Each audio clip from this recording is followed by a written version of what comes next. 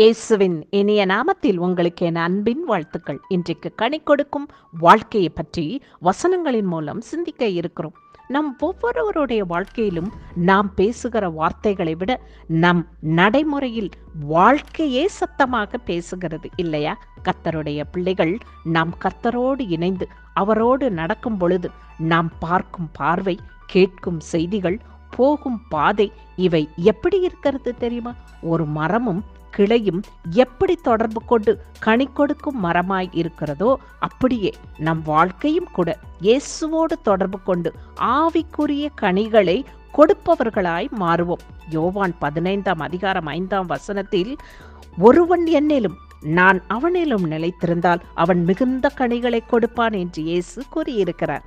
ஆம் அன்பானவர்களே, இயேசுவின் வசனத்தில் நிலைத்து கொண்டு கனி கொடுக்கும் வாழ்க்கை வாழலாம். கர்த்தர் உங்களை ஆசீர்வதிப்பாராக. ஆமென்.